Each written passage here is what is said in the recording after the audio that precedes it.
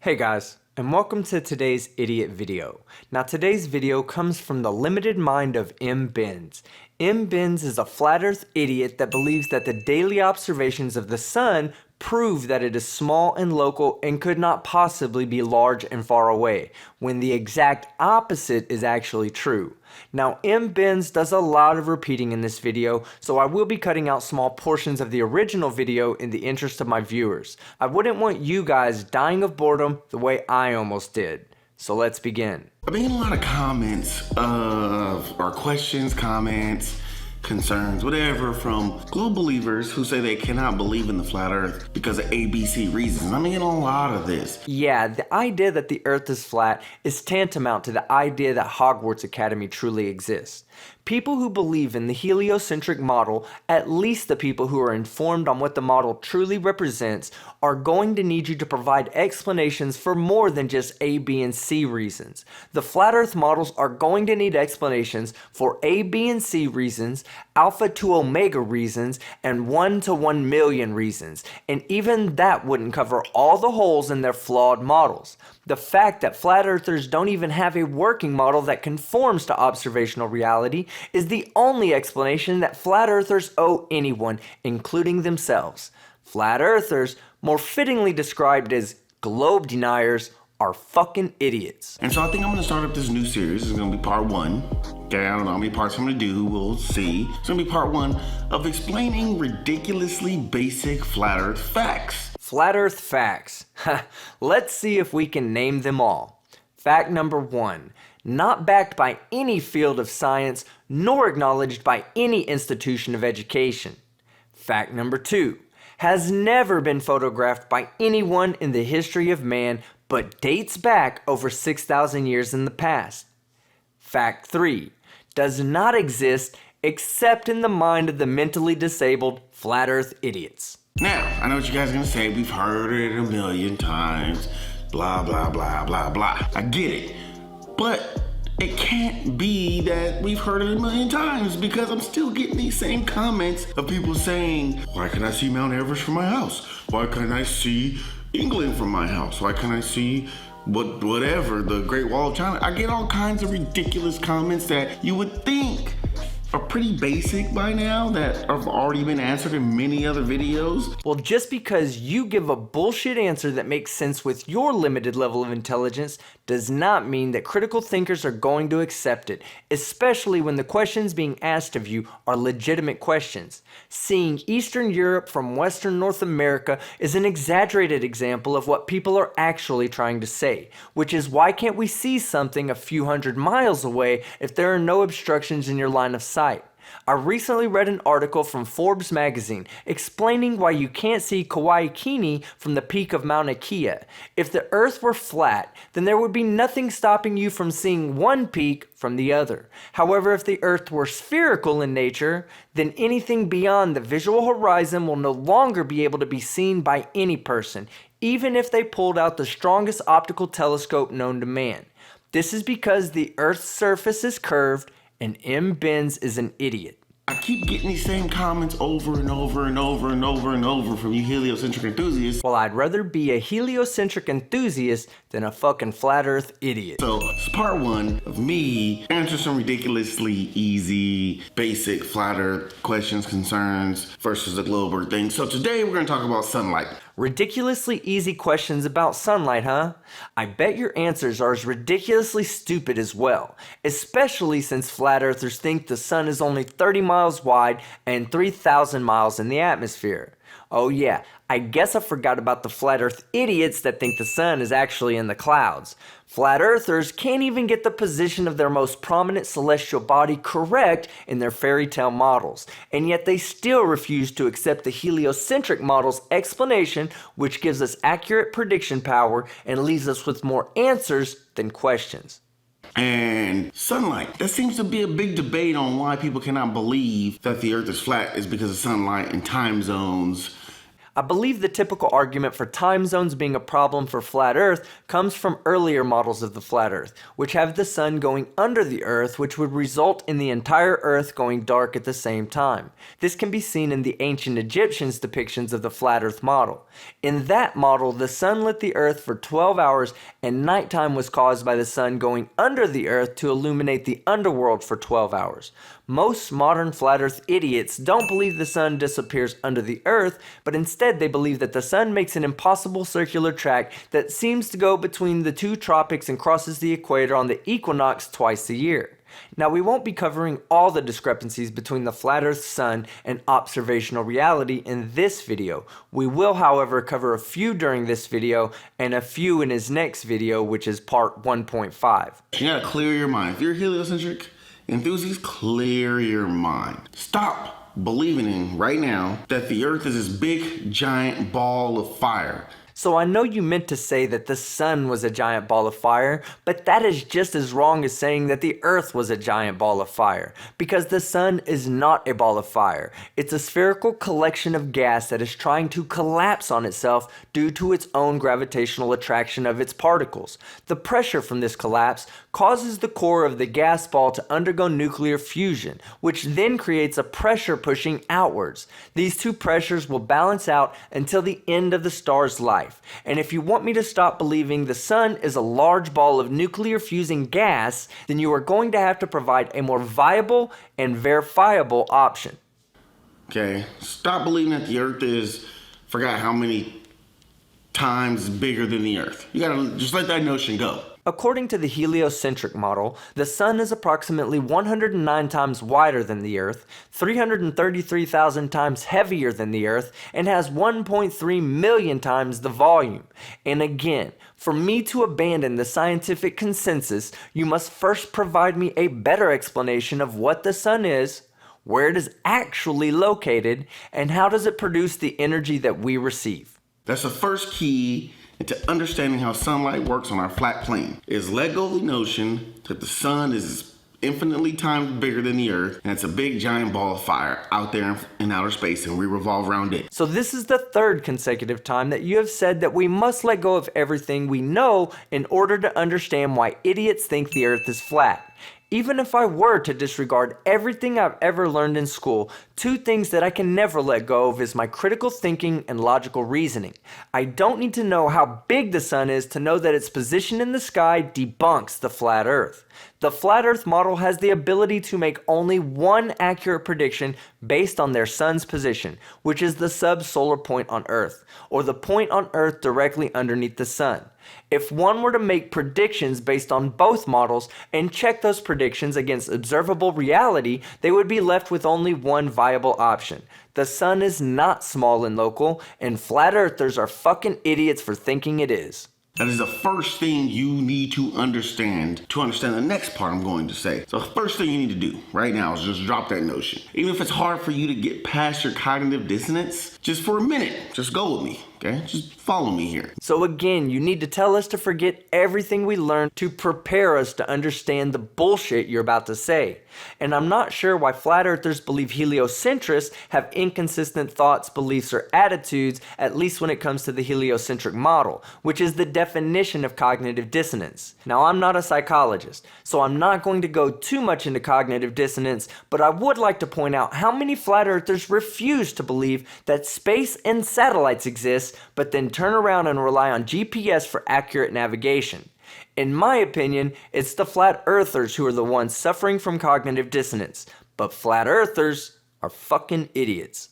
Now let's imagine that the sun was 3,000 miles in the sky instead of 93,000 miles away. It was 3,000 miles in the sky, and it was small and localized. Oh, we don't believe the sun is 93,000 miles away. We believe it to be 93 million miles away, you idiot. The sun being 93,000 miles away would present just as many problems with daily observations as a sun that is only 3,000 miles away, especially since it would be within the orbit of the moon and we would never get a solar eclipse. This is where I begin to have a problem with the flat earth model. In order for you to be a true flat earther, you would have to disregard everything you know to be true and accept things you know to be impossible. and it projected small and localized beams over a section of the flat plane that it was over. And by what mechanism does the sun project beams of light in only certain localized portions of the Earth? In other words, why does the sun project more light downwards than it does laterally? Now, I've heard every argument under the sun describing the supernatural abilities of the flat Earth sun. And with all the exceptions and special pleading that comes with the flat Earth sun, it has led me to believe that it is flat earthers who are the true sun worshippers. Now, let's not forget, the flat plane is very large. It's not like I cannot see, I'm in California, I cannot see New York from here. Like, that's just, you know what I mean? That's just us in North America. It's just United States of America. I cannot see that far. So for me, seeing all the way from here to whatever, Japan or China, is ridiculous. The sun isn't that bright. Small and localized. So it projects a beam over, so say this is just, hear me out, say this is California, okay? Let's just pretend this is California. Flat earthers and their need for pretending. They pretend the earth is flat. They pretend the sun is small and local. They pretend due east and west are circles while due north and south are straight lines. Why don't you end the pretending and model out your assertions so that you can make an actual case for your failed belief system? Maybe it's due to the fact that you can't model out a small and local sun and still keep it consistent with observational reality. M. Benz, enough of your pretending. It's time to realize that the earth is not flat and you are a fucking idiot. This is Japan. You're in Japan. You say, well, the sun, I should be able to see the sun all the way over here if it's here, right? Well, if the earth is flat, then there should never be a time when you can't see the sun, as there would never be a time when the sun drops below the earth. I'm not going to do the math explaining why this is a problem because Cool Hard Logic has already done this to perfection. I highly suggest watching his video series, Testing Flat-Tards, which points out the impossibilities of the flat earth model. A link to the series will be provided in the description. Well, you can't, because if it's small and localized, it's not going to light up all the way. It's not going to stretch across the whole flat plane if it's small and localized. And why wouldn't it? Light reduces in intensity by 1 over the square of the distance to the light source, meaning that if you get twice the distance from a light source, the intensity of the light will only be a quarter of its strength. So while a small local sun may not illuminate the entire Earth, as shown in the picture of the light bulb, it will still be able to be seen as a dim object in the sky by every observer on the other side of the flat Earth. Even if it was too dim to be detected by the human eye, infrared instrumentation would easily be able to pick up the heat signature and its position in the sky. These observations should be easy to perform by any flat earther interested in strengthening their case. However, no such measurements have ever been taken, because the sun is not small and local, the earth is not flat, and flat earthers are fucking idiots. And then people go, well, that doesn't make sense. So, have you ever seen a candle? Have you ever seen a light? Have you ever seen a flashlight? You turn on a flashlight in a dark room, it doesn't, if you're in a large, let's say you're in a large dark warehouse, turn on one flashlight, it doesn't automatically bright up the whole warehouse. From that flashlight, it does not. Am I correct? Yeah, okay. A small flashlight would not light up an entire large dark warehouse. However, an observer standing on the other side of the warehouse would still be able to see the light coming from the flashlight. This is why we tell you that the sun should never set on a flat earth. And while it might not illuminate your local area of Earth, it should always be visible as at least a point of light in the sky. So, you gotta think of it kind of like that. Small and localized light that travels around the flat plane. Now we can get into the debate of how it travels, what path it takes. We're not talking about that right now. Of course you don't want to talk about that right now. The mechanism by which your model works and the physical properties of the flat earth are not important to you because the flat earth have yet to come up with an explanation that is consistent with observation. The only thing flat earthers can agree with is to disagree with the scientific consensus without a scientific explanation as to why. Flat earthers are fucking idiots. The sun does not set and rise with the turning of the earth like they tell you. So we're gonna have to let that notion go for the next part that I'm about to say. I love how M. Benz asserts that the sun doesn't set and rise, and that we are going to have to ignore reality to understand how his fantasy world works. So I'll put away all preconceived notions that I have about the solar system, and I'll just use critical thinking and common sense to determine whether what you are about to say is intelligent or idiotic. The sun moves across your flat plane, and it drifts away from your perspective. And that's what creates the rising and setting effect. Well, that didn't take long. Just like every other flat earther, you're a fucking idiot because you don't understand perspective. While perspective will cause the sun to appear to drop in elevation as it moves further from an observer and appear to rise as it moves towards the observer, at no time does perspective dictate that the sun should appear to drop below the horizon. There are a few other verifiably incorrect observations that can be made by every observer on Earth using perspective. First, due to perspective, the sun should change in angular size throughout the day, getting smaller as it drifts away from the observer and increasing in size as it moves towards the observer, being largest at solar noon and smallest at solar midnight. There have yet to be any evidence that back this anticipated observation. And secondly, due to perspective, the angular speed of the sun should change throughout the day as well, getting faster and faster as it approaches an observer and slower as it recedes from the observer. The problem I see here is that any person can track the sun to see that it always moves throughout our celestial sphere at 15 degrees per hour. Like I said before, you should really check out Cool Hard Logic's channel if you haven't already.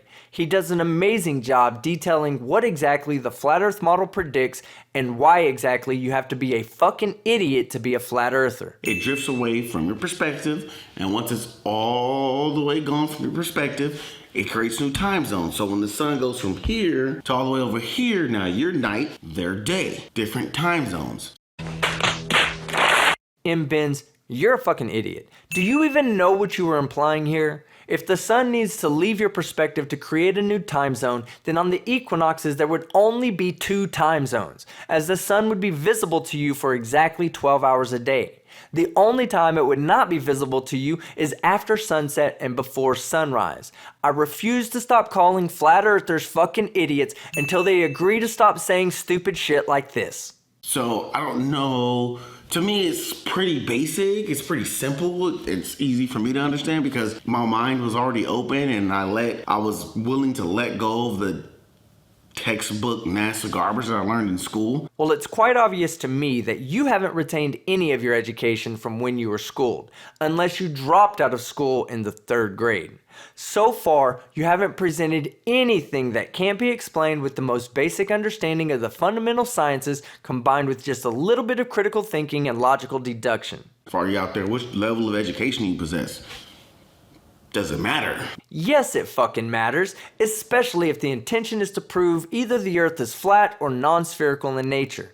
Everything you've said so far has been blind assertions without evidence to back them, complete ignorance or stupidity of optics and light propagation, a lack of understanding as to what a time zone is, and 100% proof that you are a fucking idiot. Because I've let go a lot of that garbage textbook learning to open my mind to new ideas and new ways of thinking. So you've essentially regressed 6,000 years in human intelligence and advancements. I wouldn't be bragging about that. And that's what I'm trying to do with you guys is say, hey, just for a minute, maybe you don't have to let it all go, but just for a minute, start to understand, start to think differently. Oh, I get it. So let go of any knowledge that violates the flat earth model and retain any knowledge that allows for its possibility. Why don't we just let all of our knowledge go and just use some basic observations to model out the shape of the planet we live on? Without using a single bit of science, we can logically deduce that living on a flat plane is an impossibility, and understand that the planet we live on needs 2 points of rotational axis, known on our model as the North and South Pole. Until we find sharp bends on the Earth's surface suggesting that the 3-dimensional object we live on is anything but spherical, we must conclude that the Earth is a sphere and flat earthers are fucking idiots. Look at the sun or in our day sky. Look at the sun, okay? It doesn't look like it's 93 million miles away. Well, if you deny the size of the sun as being really fucking huge, then yes, it couldn't possibly be that far away. But there is one observation that anyone can make every day of the year, which is the observation of the sunrise and sunset. The only way for the sun to rise and set at the same position for every observer on Earth means that the sun is extremely large, at least larger than the Earth. Combining that knowledge with the measurable angular size of the sun, we can also logically deduce that the sun must be far away.